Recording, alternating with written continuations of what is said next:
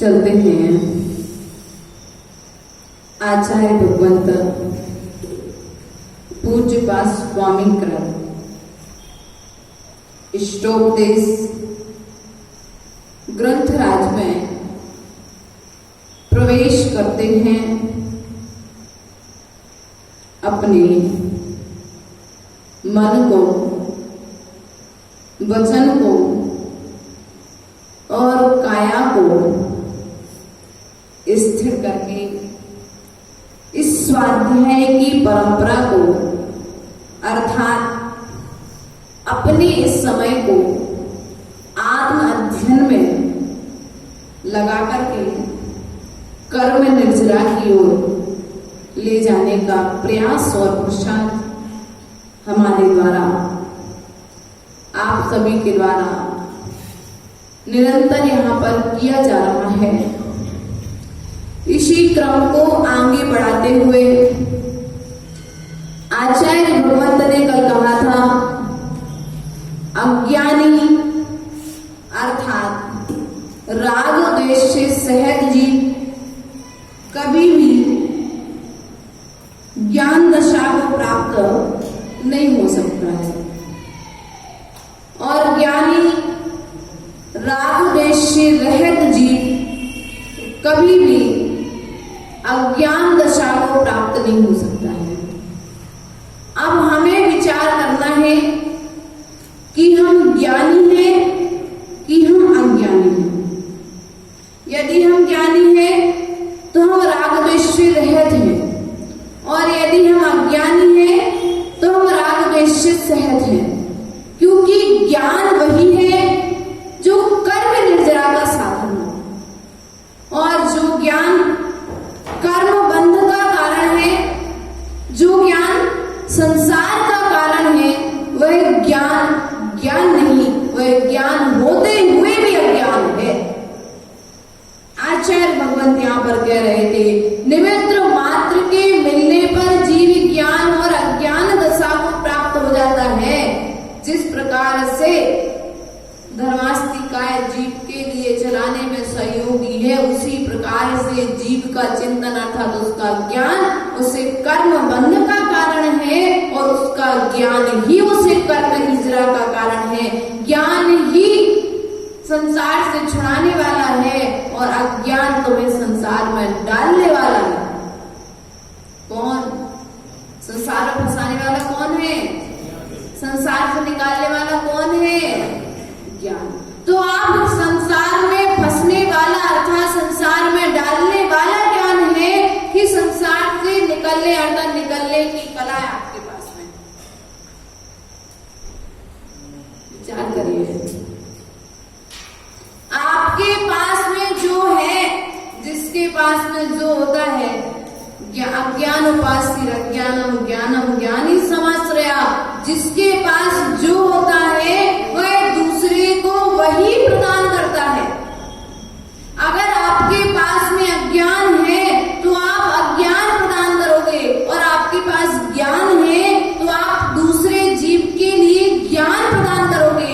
लेकिन आपने राग द्वेष से सहित जो आपकी स्थिति है, उससे आचार्य भगवंत ने ज्ञान नहीं कहा है, परंतु आपने संसार को चलाने वाला, विषय भोगों को चलाने वाला, राग द्वेष मोह को बढ़ाने वाला, व्यापार में वृद्धि कराने वाला, पैसा कमाने का जो ज्ञान है उसे आपने ज्ञान मान करके रखा है। आचार्य भगवान कहते हैं, जो आत्मा से दूर रखे वह ज्ञान हो ही नहीं सकता। जो आत्मा का ज्ञान कराए, आत्मा का भान कराए, आत्मा का अनुभव कराए, वही वास्तविकता में सच्चा ज्ञान है। क्या है? कौन सा ज्ञान है आपके पास चंद्रवर्धन जी? सभी ज्ञान है तो पांचों ज्ञान हो गए भैया। सभी ज्ञान है तो संसार में कैसे? मति और श्रुत है वर्तमान पंचम काल में शक्ति रूप से, वो भी शक्ति रूप से आपके पास में पांचों ज्ञान है, लेकिन काल की विवक्षा से तो वर्तमान में आपके पास दो ही ज्ञान है, और वे दो ज्ञान है तो वे भी मिथ्या ज्ञान है, सम्यक ज्ञान नहीं, मिलावट वाले हैं।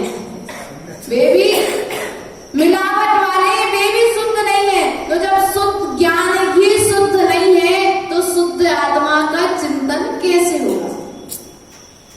जब ज्ञान है, जब पात्र शुद्ध नहीं होगा, आपको दूध लेना है, दूध आता है ना वो दूध वाला, और कल की गंजी तपेली रखी हो बिना मंजी, और यदि आप उसमें दूध ले लोगे तो क्या होगा? दूध की स्थिति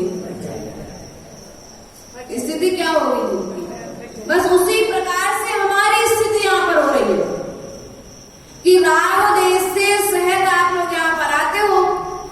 किसे शहद आते हो? हम यहाँ पर दूध डालते हैं, बाहर निकालेगा तो दूध क्या हो जाता है? क्या हो जाता है? थोड़ी देर बाद उस दूध की स्थिति क्या होती है? यदि खटाई से शहद किसी पात्र में रख दिया जाए बिना मंजे पात्र में, तो आचार्य भगवान कहते हैं जिस प्रकार जो है दूध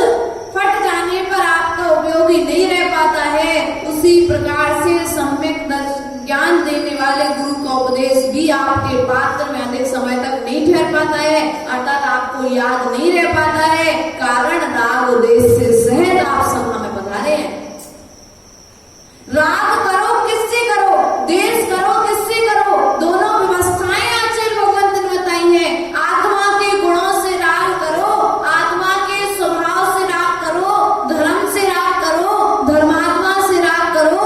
गुणीजनों को देख हृदय में मेरी प्रेम उमड़ आवे, बने जहां तक उनकी सेवा करके यह मन सुख पावे। लेकिन आज क्या यह स्थिति वर्तमान में है क्या? गुणीजनों को देख हृदय में, गुणवान को देख करके मन में प्रेम उत्पन्न हो रहा कि नहीं हो रहा है? वात्सल्य उत्पन्न हो रहा है कि नहीं हो रहा है? कि हमारा राग द्वेष चल रहा है, उसमें भी राग द्वेष चल रहा है, पक्की बात है। यदि हमारे घर का है तो राग, और हमारे परिवार का नहीं है, और गुणी भी है, महाव्रती भी है, लेकिन फिर भी राग नहीं है, द्वेष चल रहा है, क्योंकि आपका ज्ञान अभी राग और द्वेष से मिला हुआ है। इसलिए यह ज्ञान आपके लिए केवल ज्ञान नहीं होने दे रहा है, अर्थात आपका संसार आपको छोड़ने नहीं दे रहा है।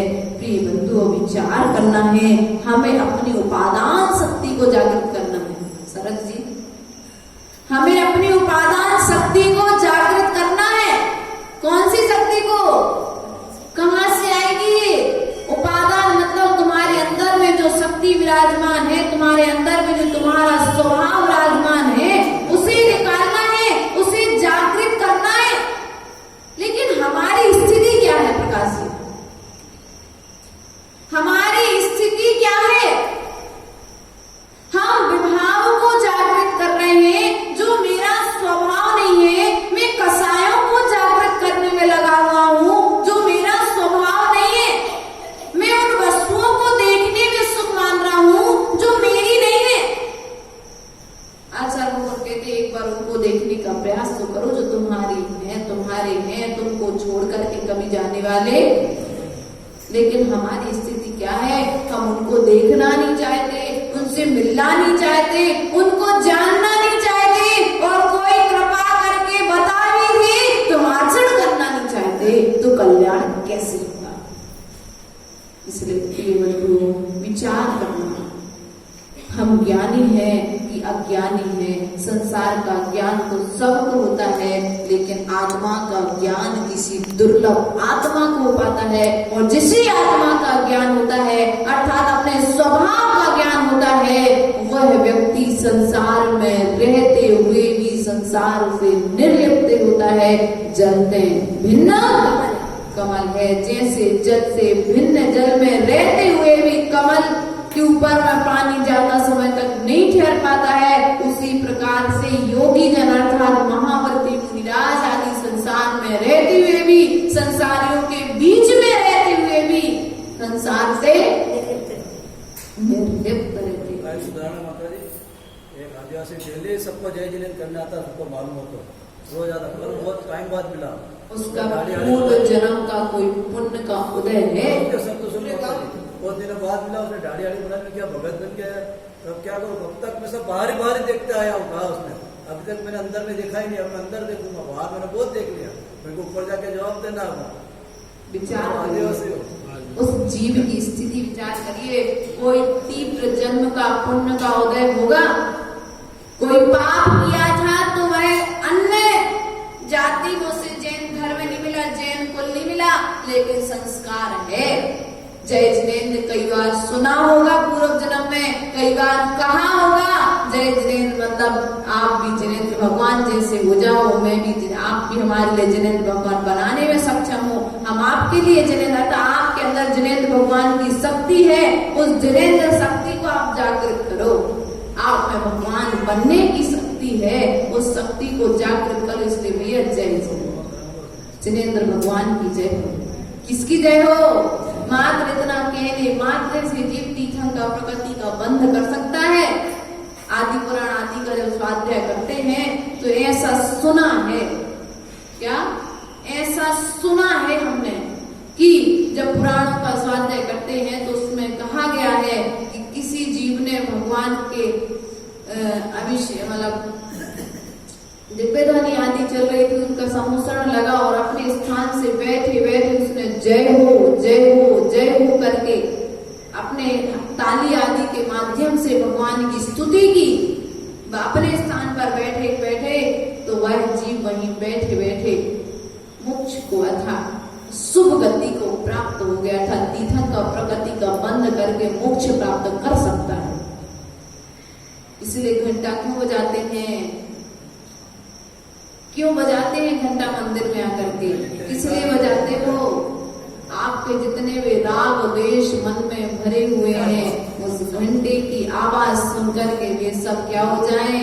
शांत हो जाएं। वह ध्वनि उतने समय आपके अंदर में जाए और आपकी मानसिकता को शुद्ध करके आपके लिए घंटे की आवाज को सुनकर के आजू बाजू में रहने वाले जीवों को मालूम पड़ जाए कि मंदिर में अब पूजा होने लगी है, तो वह भी राग द्वेष को छोड़कर रहकर आलस्य भाव को छोड़ करके जिनालय में आ जाए। इसलिए कहते भैया भगवान के सामने आओ, मुक्ति के समय ताली बजा दो, भगवान के समय भगवान की जयकारा बोल लो। ये तुम्हारी इसके लिए कर्म निर्जरा में साधन है। एकांत पक्ष गए तो आत्मा की बात कहे तो कुछ भी आवश्यक नहीं है, लेकिन व्यवहार धर्म कहता है कि जब तक तुम मुनि नहीं बने हो तब तक तुम्हें श्रावक रूप में यह सब कुछ करना आवश्यक है। इसलिए प्रिय बंधुओं, निमित्त के मिलने पर अपनी उपादान शक्ति को जागृत करके अज्ञान दशा को त्याग करके ज्ञान दशा में प्रवेश करना ही बुद्धिमान जीव का लक्षण है, अर्थात समझदार व्यक्ति का लक्षण है। तो आप समझदार हैं कि अनसमझ है, या तो समझदार है समझदार नहीं है, या फिर अनसमझ है, या तो समझदार है या फिर अनसमझ है, या फिर ज्यादा समझदार है। क्या है? या फिर ज्यादा समझदार है।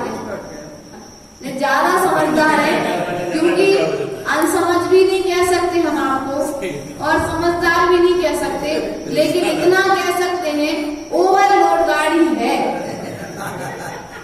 ज्यादा समझदार है, आपके लिए बीच मझधार का ज्ञान है, ना तो पूर्ण रूप से मोक्ष मार्ग का ज्ञान है और ना पूर्ण रूप से संसार मार्ग का ज्ञान है।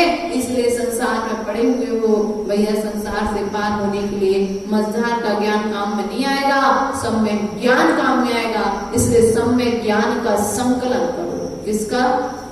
कहाँ करो? किताबों में, डायरियों में, किताबों डायरियों में करो तो ठीक है, अपने अंदर में लेकर के जाओ और उसका बार बार चिंतन करो। इसी क्रम को आगे बढ़ाते हुए आचार्य भगवंत कहते हैं अब चित्त विक्षेप एकांते तत्व संस्थिति अभ्यस्येदपि योगेन योगी तत्त्वं निजात्मना। जिसके चित्त में क्षोभ अर्थात राग द्वेष विकार नहीं होता है, वह क्या करता है? तत्व विचार में स्थिर है, बुद्धिमान है। ऐसा योगी निर्जन वन में आलस्य को त्याग करके, क्या करके? आलस्य को त्याग करके अपने आत्मा स्वरूप का चिंतन करता है, अभ्यास करता है। किसका? चित्त में राग द्वेष नहीं होना चाहिए। किसमें? लेकिन हमारे चित्त में तो है और चरित्र में भी है। चित्त में भी राग द्वेष है और चरित्र में अर्थात आचरण में भी राग द्वेष दिखाई दे रहा है। तो आत्मा के चिंतन में मन कैसे लगेगा? आत्मा के ध्यान में मन कैसे लगेगा? तो आचार्य भगवान कहते हैं अपने चित्त को साफ करो। जैसे हमने पूर्व बताया कि आपके लिए यदि दूध रखना है तो पात्र का शुद्ध होना आवश्यक है, उसी प्रकार से आपके लिए अपने अंदर में यदि तत्व ज्ञान को संभाल करके रखना है तो आपकी आत्मा अर्थात राग द्वेष से रहित अवस्था का होना, आपके आत्मा के स्वभाव का, अपनी आत्मा का शुद्ध होना आवश्यक है, राग द्वेष से रहित होना आवश्यक है।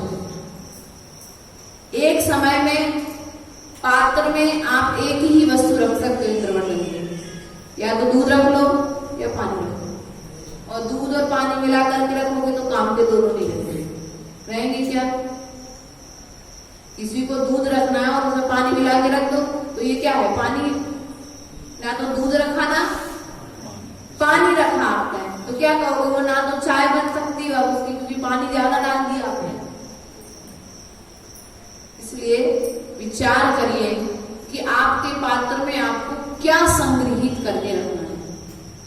पात्र एक ही है,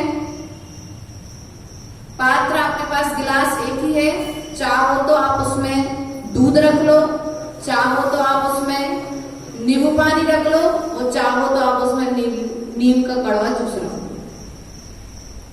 अब आपको जो पसंद हो सो वो आप रख लो, क्योंकि आप जैसा ज्ञान संग्रहित करके रखोगे, अर्थात जैसा आप विचार करोगे, आपके चित्त में जैसा चिंतन चलेगा वैसा ही आप आचरण कर पाओगे। क्या कर पाओगे? जैसा आपके चित्त में होगा वैसा चरित्र में होगा। इसलिए चरित्र निर्माण के लिए चित्त को शुद्ध करना आवश्यक है। ऐसा आचार्य भगवान का ध्येय इस गाथा के प्रति। और आचार्य भगवान कहते हैं चित्त की शुद्धता होने पर योगी जन क्या करते हैं?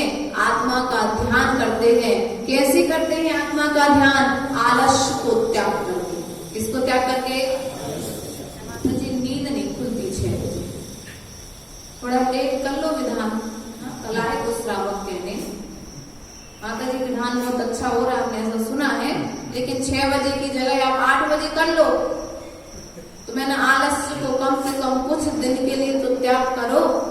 जब आलस्य को त्याग करोगे तब भगवान की भक्ति कर पाओगे। फिर तो हम आपके आत्मा के चिंतन की बात करते हैं, आत्मा में प्रवेश की बात करते हैं। आलस्य करके रखा है किसके प्रति? कौन करे? हो जाएगा कल्याण। जैसे घर में करते ना काम करते समय, चलो अभी नहीं करते बाद में कर लेंगे। आज भगवान कहते घर का काम तो तुम नहीं करोगे, कोई दूसरा कर लेगा। लेकिन यहाँ जो आत्मा का चिंतन है, आत्मा का कल्याण है, आत्मा के प्रति स्वरूप का जो भान है, स्वरूप का जो कार्य है, वह आपको स्वयं करना पड़ेगा, कोई दूसरा करने। जैसे भोजन करना है तो पेट भरने के लिए क्या करना पड़ता है? स्वयं को। सामने वाला थाली रख देगा, हम तो भैया आपके सामने थाली रोज परोस देते हैं। अब किसी को करना हो भोजन तो यहाँ तक आ जाओ, और नहीं करना हो तो छोड़ करके। अब विचार करो आप क्या कर रहे हैं, कहाँ भटक रहे हैं। इसलिए अपने आलस्य को त्याग करके अपने सुबुद्धि अर्थात बुद्धि को जागृत करो। बुद्धि को विशुद्धि में लगाओ। किसमें लगाओ? लेकिन बुद्धि तो है प्रदीप भैया, बुद्धि तो बहुत है, बुद्धि में कोई कमी नहीं है। 1 रुपए से चालू हुआ था, आज 10,000 तक 1,000 लाख तक पहुंच गए कमाने के मामले में। बुद्धि तो थी, लेकिन उस बुद्धि को जहां तुमने पैसा कमाने में लगा दिया, यदि उसी बुद्धि को आप पुण्य कमाने में लगा देते, अर्थात विशुद्धि कमाने में लगा देते। विशुद्धि कहाँ से आती है? बुद्धि से आती है। और बुद्धि कहाँ है? अपने ज्ञान में, आत्मा में है। उस ज्ञान को जागृत करो, उस बुद्धि को पैसे में नहीं, पुण्य को कमाने में लगाओ। उस बुद्धि को संसार के कार्यों में नहीं, उस बुद्धि को विशुद्धि को जागृत करने में लगाओ। और जो विशुद्धि को प्राप्त करेगा वह निर्जन वन में रहता हुआ भी, एक तो व्यक्ति वो होता है जो सबके बीच में रहता हुआ साधना कर लेता है, और एक व्यक्ति वो होता है जो जंगल में अकेले रह करके भी अपनी आत्मा की साधना करने के लिए तत्पर रहता है। वो संसार में रहता हुआ भी सोचता है भगवान मुझे कुछ समय के एकांत स्थान मिल जाए जहाँ मैं अपनी साधना कर सकूं, मैं अपनी आत्मा को समय दे सकूं। आत्मा को समय देना है तो संस्कार बनाने पड़ेंगे। किसके? हाथ पर हाथ बैठने के, हाथ पर हाथ रख करके बैठने के। भगवान कैसे बैठे? भगवान कैसे बैठे? राहुल भैया, राहुल भैया हाथ पे, और आपको हाथ में हाथ रख के बैठने के दिया जाए तो निकम्मा। आपको क्या कहेंगे? भैया कुछ काम आम धाम नहीं है क्या जब हाथ में हाथ रख के बैठे हो? इतने समय तक नौकरी कर रहे सिद्ध भगवान के लिए तो आप लोग कहते निकम्मा ठकड़ा किंचुड़ा चरम दे दो सिद्ध। और यदि आपसे कह दिया जाए निकम्मे, स्थिति क्या होगी? आचार्य भगवान कहते कर्मों से रहित होने के लिए हाथ पे हाथ रख करके बैठने का संस्कार बना लो। पैसे गिनने का संस्कार बनाया है, एक बार जिनवाणी के पेजों को पलटने का संस्कार बना लो। इंद्रवर्धन जी, पैसा गिनते समय 1 रुपए इधर-उधर नहीं हो सकता। उसी प्रकार से आचार्य भगवान कहते हैं पैसा गिनने के संस्कार बनाए हैं, इसलिए आज तक परमात्मा नहीं बन पाए हैं। माला गिनने के संस्कार बना लो, पैसे गिनने के संस्कार बनाए, माला के संस्कार बना लो, जिनवाणी के पेज पलटने के संस्कार बना लो तो भी कल्याण। लेकिन माला भी गिनोगी तो किसकी, कितने कमाए विचार करिए। माला में तो गिनते समय फिर भी मन में भाव हो सकता है, लेकिन जो बच्चा अपनी माँ के पास बैठेगा उसे बाहर की दुनिया नहीं दिखाई देती है। और जिनवाणी हमारी माँ है जो हमें संसार से छुड़ाने वाली है। मन चंचल, कितना भी चंचल चित्त हो आनंद भैया, देखना जब जिनवाणी पढ़ने बैठोगे तो क्या कहते हैं, अपन कोई अपना भी बुलाए ना, सगा संबंधी भी, तो थोड़ा रुक जाओ, भी हम थोड़ा जिनवाणी की बात को, क्यों माँ के पास बैठे हो, आनंद आएगा तो बाहर से मन हट जाएगा। इसलिए हम आपसे इतना कहना चाहेंगे, आलस्य को त्याग करके 2 मिनट बैठो, 5 मिनट बैठो, 10 मिनट बैठो, हाथ पे हाथ रख करके जिनेन्द्र भगवान के, जहाँ पर तुम्हें स्थायी बैठना है सिद्धालय में। कैसे बैठोगे सिद्धालय में? जैसे यहाँ बैठे वैसे बैठोगे? सिद्धालय में कैसे बैठोगे? वहाँ स्टूल नहीं मिलेगा, वहाँ चेयर नहीं मिलेगी, वहाँ टेबल नहीं मिलेगी, वहाँ कुछ भी नहीं होगा। वहाँ पर बिल्कुल स्थिर बैठना पड़ेगा। जैसे भगवान की प्रतिमा आपने मंदिर में विराजमान करके रखी है। भगवान की प्रतिमा क्यों विराजमान करी है? कि भगवान को देख करके तुम बैठना सीख जाओ, भगवान को देख करके तुम भगवान बनने की बार बार भावना करो, उनके जैसी स्थिरता तुम्हारे मन में आ जाए। इसलिए विचार करिए, चिंतन करिए, 2 मिनट बैठो, 5 मिनट बैठो, 10 मिनट बैठो, अधिक से अधिक बैठो तो 2 घंटे बैठो। और बैठना है तो हम कहते हैं ऐसे बैठो, एक बार बैठो कि सीधा केवल ज्ञान होकर के उठना ही ना पड़े द्वारा, फिर ऐसा बैठने का संस्कार बनाओ। लेकिन कब बनेगा ये संस्कार? जब आलस्य का त्याग होगा। ये संस्कार कब बनेगा? जब आलस्य का त्याग होगा। अभी हम राग में पड़े हैं, द्वेष में पड़े हैं, इसलिए आलस्य का त्याग नहीं कर पा रहे हैं। इसलिए आचार्य भगवान कहते हैं जो आलस्य का त्याग नहीं करेगा वह आत्म तत्व की ओर नहीं बढ़ पाएगा, अर्थात आत्मा का चिंतन नहीं कर पाएगा। और जो आलस्य को त्याग करके आत्मा की साधना करेगा वह जीव संसार को छोड़ करके सिद्ध अवस्था को प्राप्त हो जाएगा। इसी क्रम को आगे बढ़ाते हुए आचार्य भगवान कहते हैं यथा यथा समायाति संवित्तो तत्त्वमुत्तमम् तथा तथा न रोचन्ते विषयाः सुलभापि। यथा यथा, ज्यों ज्यों अनुभूति में उत्तम तत्व समायाति, कौन समाता है? समाविष्ट होता है। संवित्तो, तत्वोत्तम, तत्वों का, किसका? उत्तम तत्व कौन से हैं? सबसे ज्यादा 7 तत्व कितने होते हैं? 7 पक्का? मोदी जी नहीं आया संजय भी, कितने होते तत्व? 7। 7 सूत्र पढ़े थे ना? कौन कौन से चौथे सूत्र को बताइए?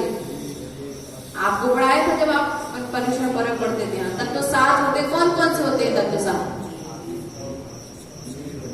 जीव, अजीव,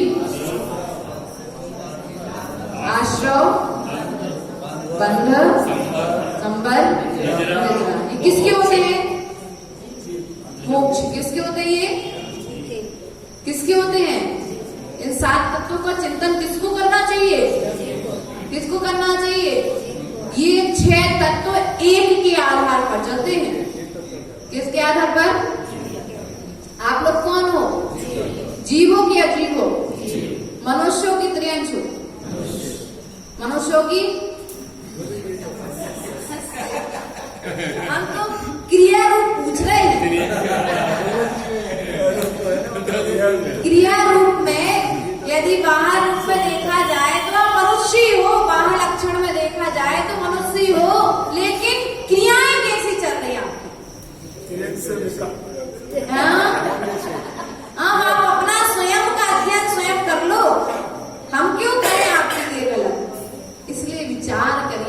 आचार्य भगवान कहते हैं ज्यों ज्यों आत्मा की अनुभूति होती है जीव के लिए, वह अपनी आत्मा के चिंतन में अर्थात शुद्ध आत्मा में प्रवेश होने का प्रयास करता है। क्या करता है? शुद्ध आत्मा में प्रवेश होता है, समाविष्ट होता है। त्यों तो सुलभता से प्राप्त हुए भोग भी क्या होते हैं? उससे रुचते नहीं है। एक तो दुर्लभता से प्राप्त हुई वस्तु हमें अच्छी लगती है, लगती कि नहीं लगती है? इतनी दुर्लभता से प्राप्त हुई है पृथ्वी, हम कैसे छोड़ दें? दिन रात पैसा कमाने के लिए प्रयास किया हमने, माता जी आप छोड़ने की बात करते हो। मम्मी को छोड़ नहीं रहे। मम्मी को तो ठीक है, बट एक दिन विचार बात चल रही थी कि हमने दिन रात करके, मैंने कहा प्रदीप भैया ये सब तो सब आसान है, किसी का साथ नहीं दिया, तुम्हारा साथ क्या देंगे? बोले माता जी बड़ी मेहनत से कमाया है तो कुछ दिन तो हम अभी भोगेंगे। तुम किसको भोग रहे हो? जो छूटने वाला है, जो जूठन के समान है, जिसे योगी जन ने छोड़ दिया। तुमने किसे प्राप्त करने का पुरुषार्थ किया? जो संसार को बढ़ाने वाला है। अगर तुम संसार से छुड़ाने वाली किसी वस्तु का पुरुषार्थ करते तो हम आपके मनुष्य पर्याय मानव और आपको महान मानते।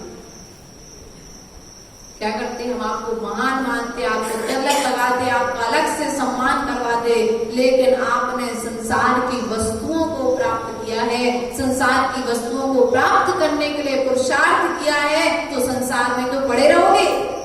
संसार से कैसे छूटोगे? दुख में पड़े रहोगे। सुख कैसे मिलेगा?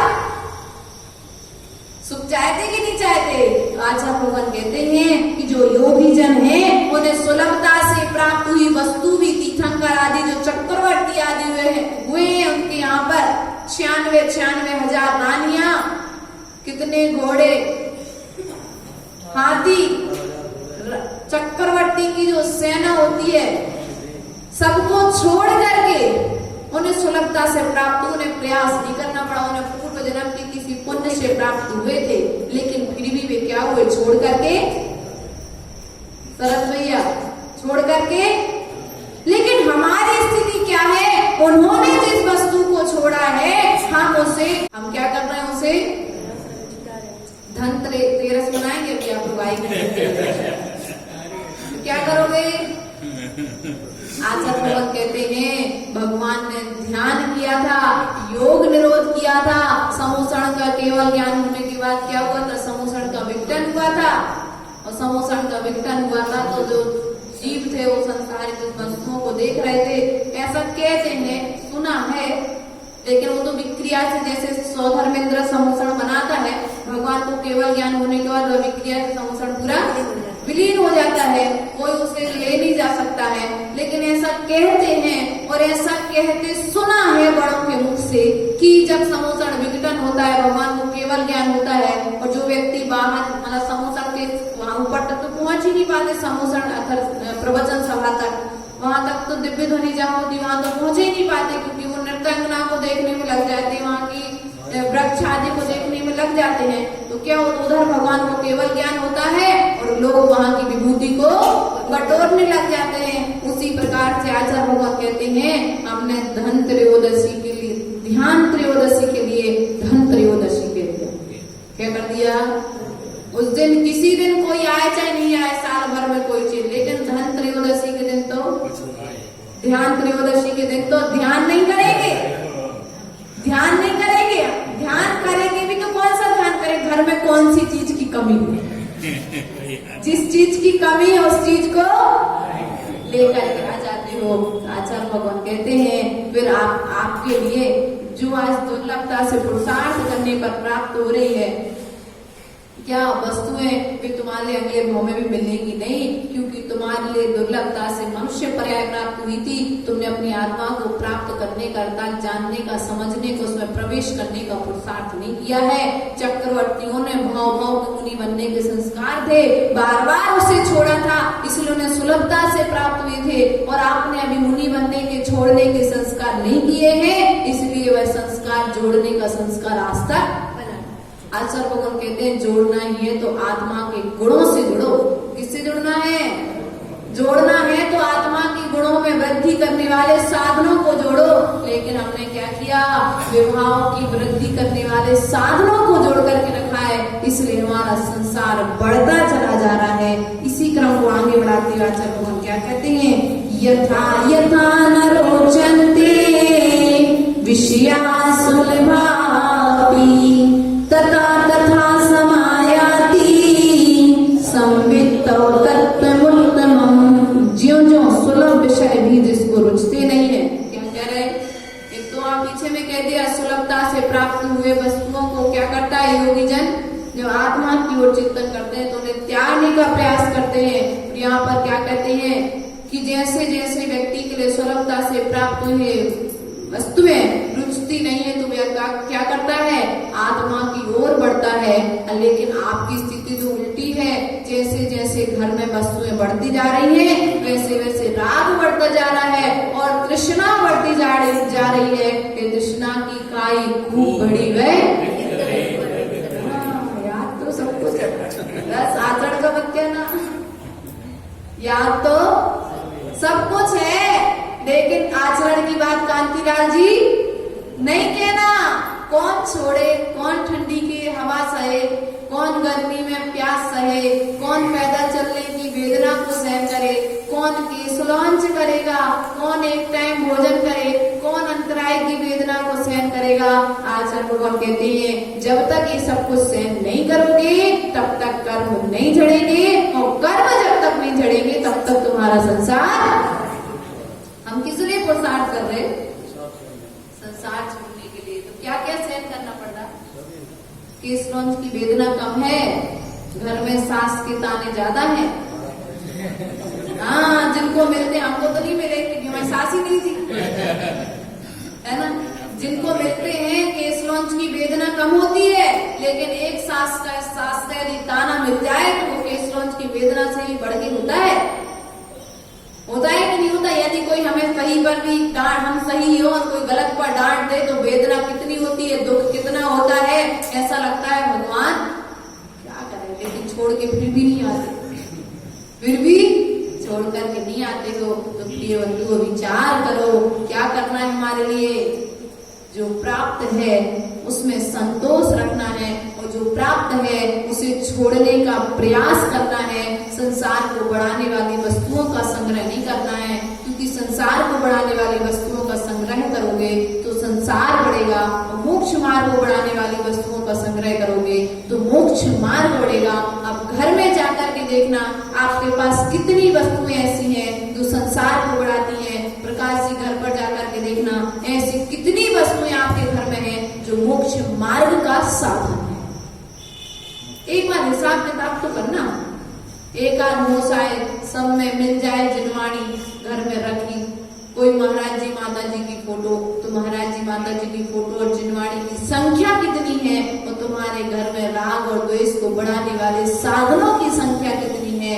यदि राग द्वेष को बढ़ाने वाले साधनों की संख्या ज्यादा है तो अभी आपका जितने साधन उतना संसार है, और जितने वैराग्य को बढ़ाने वाले साधन है आपके घर में जितने ज्यादा उतना कम आपका संसार है। आप कहीं बाहर नहीं जाना है, अपने घर से ही आकलन कर लो, जितनी संपत्ति उतना संसार, जितनी संपत्ति से रहे उतना मोक्ष मार्ग है। इसलिए हमारा तो उद्देश्य अभिप्राय आपसे यही है कि आप संसार को छोड़ करके, संसार के साधनों को छोड़ करके प्रत्येक साधन को मोक्ष मार्ग का साधन बना लो, तभी हमारी महानता है।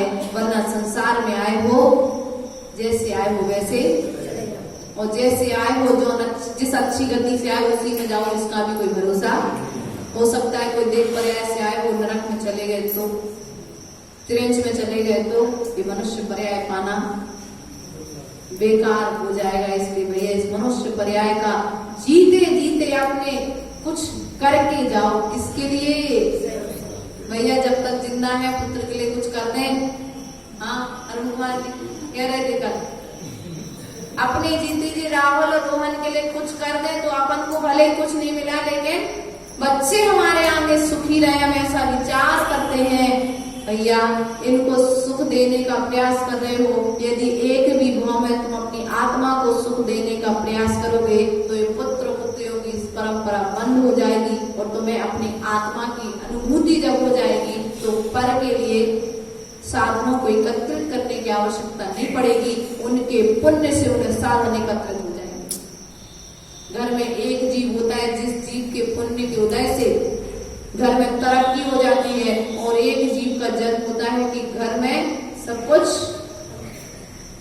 एक ऐसी कहानी पढ़ी थी, अभी हमको कहानी याद नहीं है, कि एक पुत्र का नगर का सेठ था, पुत्र का जन्म हुआ कि धीरे धीरे निर्माण द्रव्य के संबंध में कहानी आती है। उस वह छोटा सा बच्चा मंदिर की निर्माण द्रव्य खाया करता था जब पूर्व जन्म में। हाँ,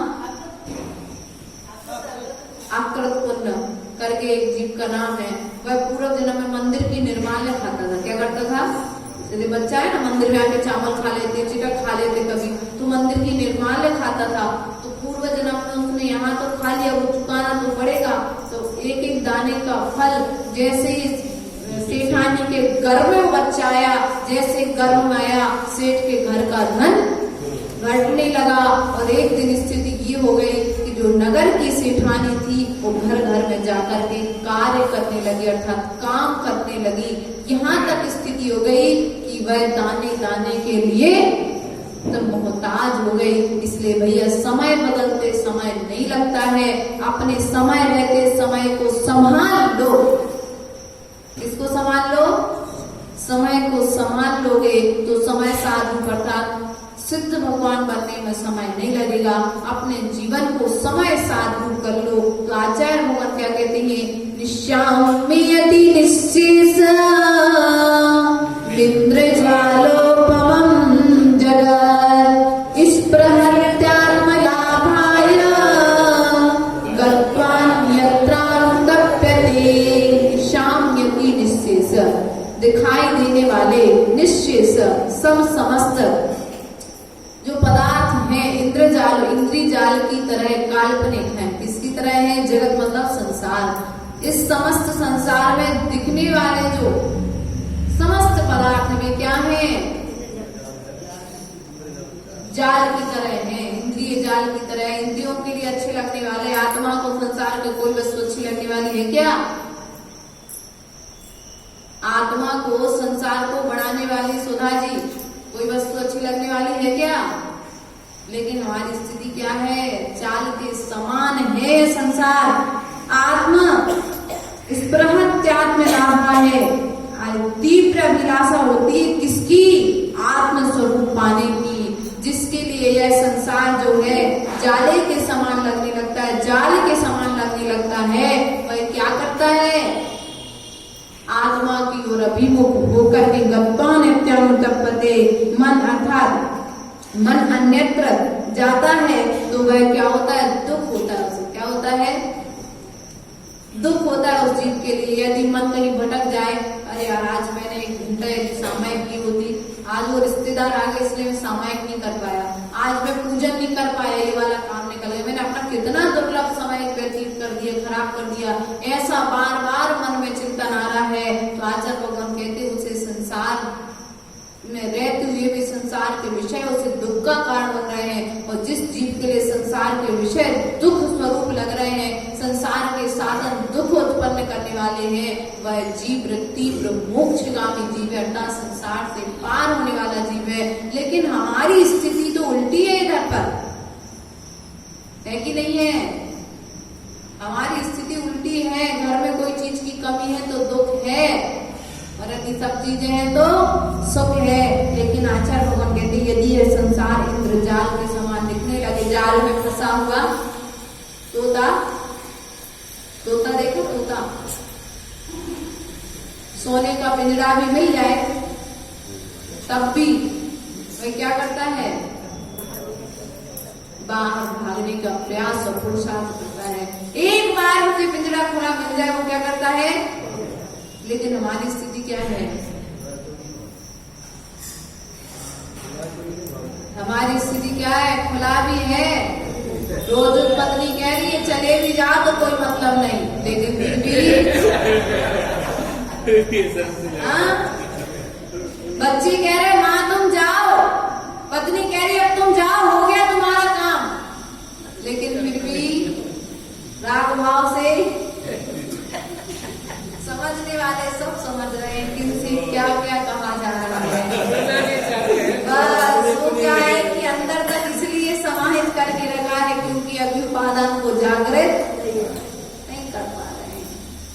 इसलिए विचार करिए कल्याण कैसे होगा। हम उनमें लीन हो रहे हैं और जो योगी हैं वे संसार में रहते हुए भी उन्हें एक एक क्षण एक एक मिनट ऐसा लग रहा है भगवान मुझे संसारियों को ना देना पड़ता, संसार में ना पड़ना पड़ता, मैं जिन शासन के लिए कुछ करके जाता, मैं अपने लिए कुछ करके जाता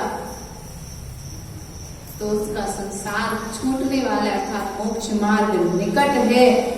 आपके लिए संसार के साधन यदि सुख का साधन बने तो आचार्य भगवान कहते हैं तुम्हारा संसार है और वही साधन आपको यदि दुख उत्पन्न कर रहे हैं तो तुम्हारा मोक्ष मार्ग तुम्हारे पास में तुम्हें बुला रहा है।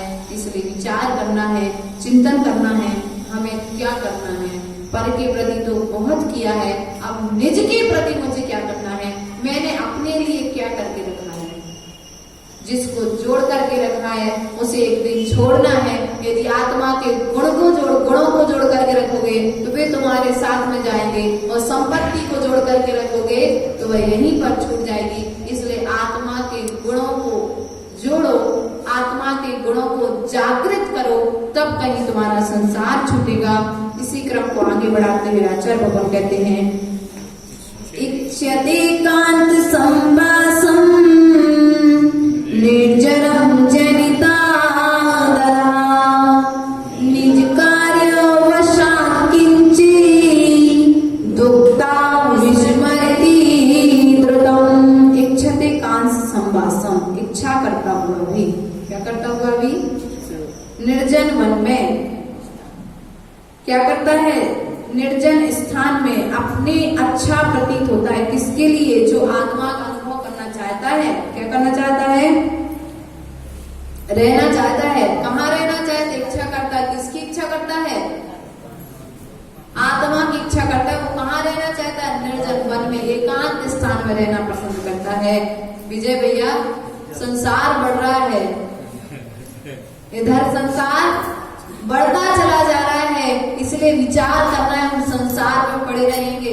संसारियों के बीच में संसार के कार्यों में यदि हम अपना समय व्यतीत कर रहे हैं तो हमारा संसार बढ़ रहा है। वो समय सार अर्थात समय लघु समय सार, स्टोव देश के लिए क्या कहा है, लघु समय सार कहा गया है। बड़ा समय सार 415 गाथाएं हैं, इसमें 51 गाथाओं के माध्यम से लघु समय सार इस स्टोव देश के लिए यदि हम समय देते हैं तो हमारा समय संसार से छुड़ाने वाला है, अर्थात मोक्ष मार्ग के लिए दिया गया समय है।